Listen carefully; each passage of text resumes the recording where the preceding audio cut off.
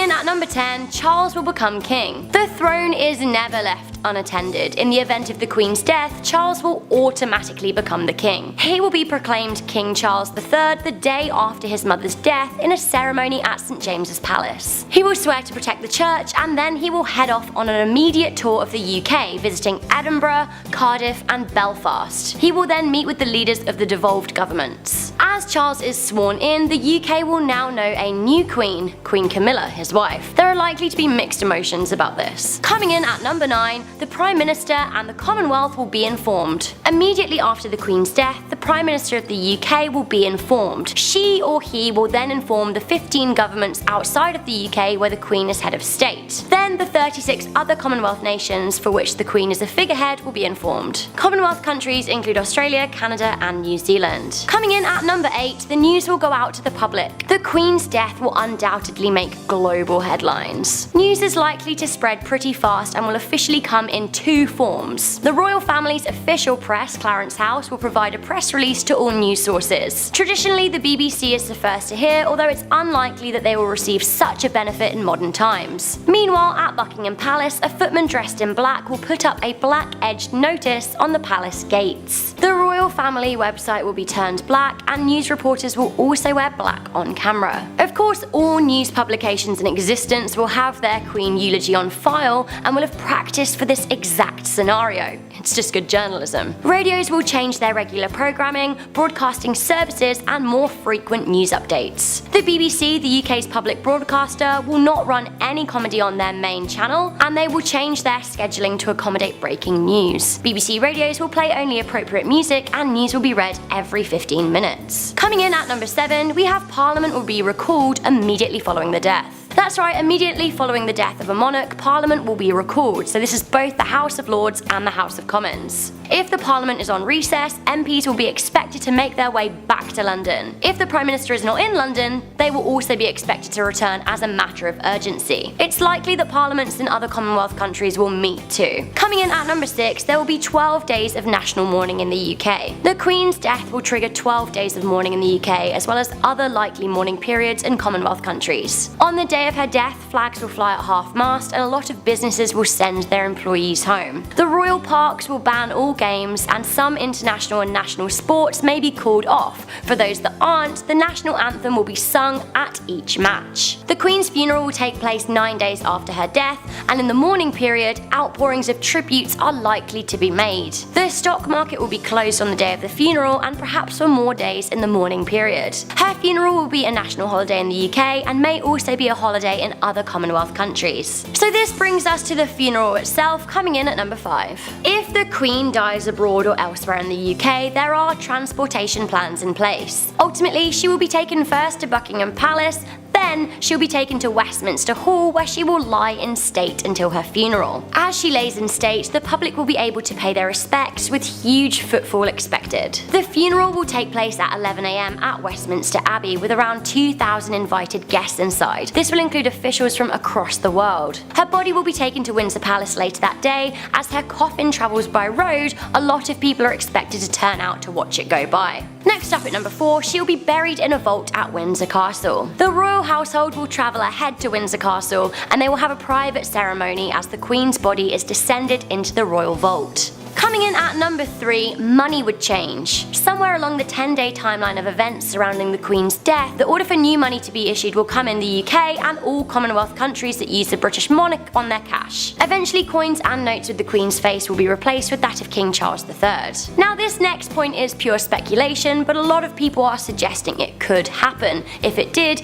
it would be the most dramatic event. That's right, coming in at number 2, we have the possible breakup of the Commonwealth. Australia's Prime Minister and opposition leader both want the country to be a republic. If Australia did become a republic, it is possible that New Zealand, Canada, Bermuda and Barbados and the rest of the Commonwealth countries may wish to follow suit. It's also quite likely soon after that Charles will tour the Commonwealth to try and consolidate his position. Finally, coming in at number 1, we would have a period of reflection. After her death, there will come a moment of national and international reflection. Queen Elizabeth II has seen much change over her reign, and sadly, not all of it has been good. From a country with an empire to none at all, from a country #1 on the global stage to one of decline in national power. Britain's position is not the same as it once was. The Queen has lived through a lot, and I hope that her reign continues to see international peace and that she doesn't have to witness the breakup of the United Kingdom. Whatever anyone's thoughts on the Queen, she's been a strong woman and a unifying force for a country that finds itself less unified by the day. Coming in at number 10, Abdul Halim of Kedah will become the longest reigning monarch. Currently, Queen Elizabeth II is the longest living and reigning monarch, having been on the throne since 1952, so that's over 65 years. She became the longest surviving after King Rama IX of Thailand passed away in 2016. Following Queen Elizabeth, the second oldest living monarch is Abdul Halim of Kedah, an area in Malaysia. Coming in at number 9, world leaders will send in their condolences. As part of the immediate aftermath, world leaders would be quick to send their condolences to the mourning United Kingdom. They'll also want to welcome in the new king, with her eldest son Charles set to take the throne. Many will praise her in their eulogizing, and some country landmarks may even change their colours in condolence.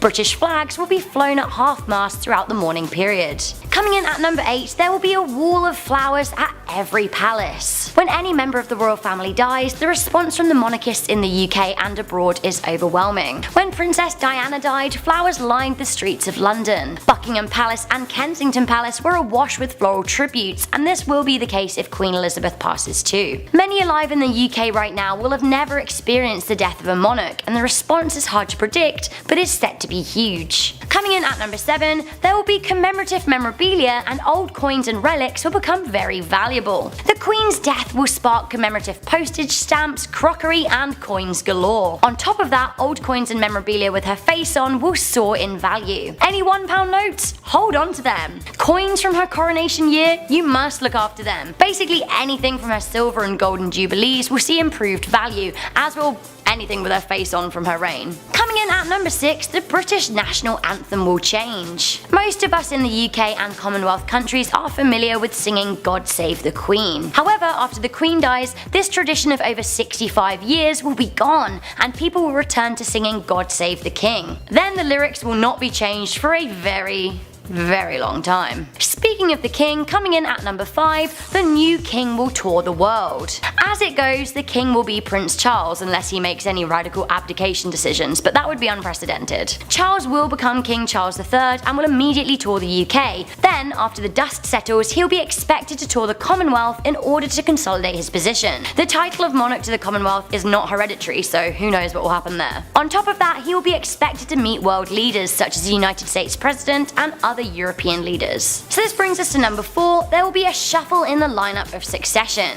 No longer the heir, Charles will become king. The first in line to the throne is William, his eldest son. Then second in line is William's son George. Basically everyone moves up one place. Of course, when George eventually has children of his own, things will shift even more. So a really big one at number 3, the Church of England will be in question. The Queen prides herself on being the head of the Church of England and a keeper of the faith. However, it's unclear if her son Charles, a man who has attracted some scandal in his time, feels the same way. While the royal family publicly attends church, the world is constantly modernising and moving away from religion. Indeed, the modern world is also moving away from the notion of a monarchy. Charles will need to consider his position with the Church of England as carefully as he will need to self-evaluate the role of a king in a modern age. Coming into number 2, Queen Elizabeth will forever be remembered as the longest reigning queen. The Queen of England is already the longest surviving queen in history, living and dead, and it seems unlikely that anyone will ever take this title away from her after her death. Her father died and she became queen when she was just 25 years old, which is very young for a modern monarch. She then lived right on into her 90s. It's unlikely that these circumstances will ever be replicated for a young female. Finally, at number 1, really sadly, but she could be the last ever Queen of England. I for one love the monarchy, but I am not the overpowering voice. A lot of people find it irrelevant and speculate that we'll be done with it in the not so distant future. At the moment, there are no females likely to succeed the throne,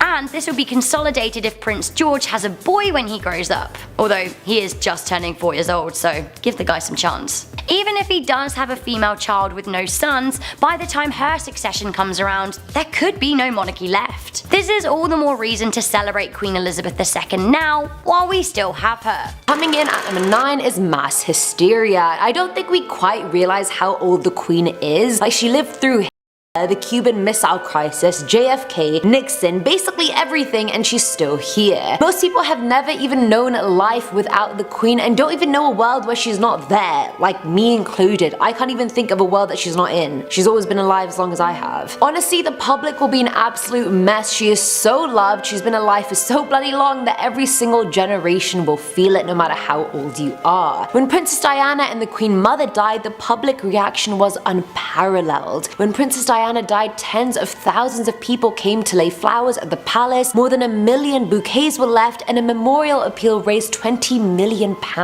People were out there waiting 10 hours or more just to sign the memorial books. So imagine what kind of chaos and mass hysteria would break loose if the Queen died. It won't just be a minute of silence at football games. Her dying is a literal punch to the gut of the nation's psyche. But I'm not an English teacher. She's the only British monarch to have celebrated her Sapphire Jubilee, which is 65 years on the throne. If she's alive for 3 more years, she'd make it to the Platinum Jubilee. It's not just a political figure dying, you guys, it's like someone close to you dying. We can't have it. We can't have it. She can't die. At number 8, we have George, Charlotte, and Louis. Yes, the 3 beautiful children of Prince William and Kate Middleton, who have also been the source of many internet memes throughout their short but very rich lives. Honestly, losing a great grandparent is horrible for anyone, whether you were particularly close to them or not. When the Queen of England happens to be your great grandma, things are a bit different, you know, like she just raised the bar of great grandmas quite high. Either way, we all know what grandmas do. They overfeed us, tell us stories from the day of yore that we pretend to be interested in, and interestingly, they always smell like baby powder. Is that just me? I just feel like they all do. The 3 have probably bonded with their royal great grandma loads, which makes losing her awful. They'll most likely stop being overfed after her death, and so they'll no longer have those chubby cheeks, and since she herself is a cheeky bugger but the kids' own parents are quite serious, that cheekiness will also die along with her. So really, when she dies, the kids will just become skinny, boring royal kids that no one will be interested in. Coming in at number 5 are memes. Honestly, some of the best memes I've seen on the internet right now are of Queen Elizabeth, like the one where she's sitting there in the pink looking all and like cute and small. That is for sure one of my favorites. Another one of her wearing that khaki bonnet over her headscarf and looking like she's having an absolute nightmare of a time. Have you seen that? I feel like everyone's seen that meme. It's so funny, and it's honestly just me 24/7. Like, that is my mood 24/7. Queen Elizabeth in that bonnet. Just not happy to be here. Just have to be here anyway. But my absolute favorite one is the one where she's got this like bougie white coat around her and she has the crown and a bunch of diamonds and she's just smiling into your soul like she's just eaten your whole family. Like, I didn't even know the Queen could look like a cannibal, but apparently she can in this photo. Also, I mean, God save the Queen, honestly, and save our meme game. Filling our number 3 slot is the sibling bloodbath. So once the Queen dies, and if Prince Charles doesn't abdicate the throne, then all the royal heirs move up a line. The next after Prince Charles would obviously be Prince William, then his son George, then Charlotte, then Louis. But I mean, honestly, this family has some pretty healthy genes, and they seem to live at least a century long. I mean, Queen Elizabeth I was 101 years old when she died, Prince Philip will be 102 years, and the current Queen is catching up as well. Now, do you think these young kids are just gonna patiently wait for all these people to die before they can take the throne? Yeah, they are. Because as people start dying and dropping like flies, the only real competition will be between the kids, and Charlotte and Louis will most likely not go down without a fight. They'll most likely try and off George for the throne like they did in the old days, and since George is the firstborn, he's probably gonna be, you know, like bred to rule. You know, he's gonna be that righteous, courageous, can do no wrong king, so I feel like you won't even see his demise coming, so Charlotte and Louis could get him pretty easily, I feel. And I mean, I can only hope Louis doesn't go further and kill Charlotte as well, but I mean, we don't know. We don't know what's going through that little boy's head. Now at number 2 is Prince William. So compared to Prince Harry,